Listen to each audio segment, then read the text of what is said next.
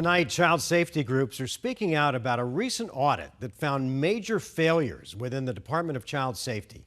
Thanks for joining us tonight. I'm Mark Curtis. And I'm Kadiba Devine. The audit found the department does not complete investigations in a timely manner when it comes to certain abuse and neglect cases.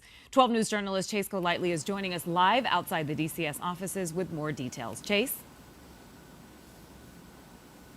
Green Bay Mark, it's a big report, nearly 100 pages, that details what the state calls certain failures within DCS, failures that child safety advocates say need to be addressed.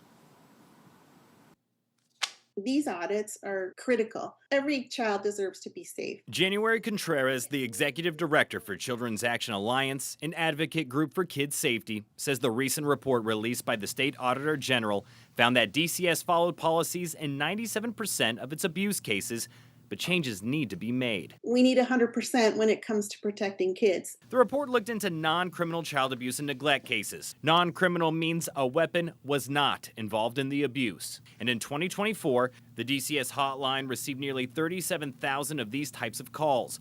Looking into dozens of these cases, it found workers failed to report key details and steps to protect children, including not documenting interviews properly. In some situations, there were no indications that interviews had occurred, saying the department's failure to complete and document investigations could impact children's safety and impede future investigations. It also found DCS was taking too long to complete and close investigations.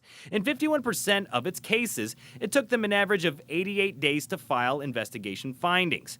State statute says they have to do it within 45 days. In one case, it took 328 days. The report says there were multiple reasons why this was happening, including the department may have inadvertently led investigators to believe that complying with these timeframes is not important. Now, the DCS director did respond to these findings, saying in most cases that they will follow the audit's recommendations. However, in a 2023 audit into DCS, it reported it has not fully implemented 42 of 58 recommendations from 6 special audit reports issued between 2016 and 2021.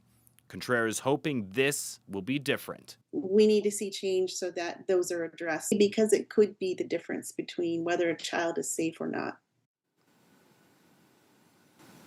Contreras is calling for another special audit from the state that specifically looks into children's safety when they're living inside group homes here in Arizona. We're live in Phoenix tonight. Chase Golightly, 12 News. All right, Chase, thank you.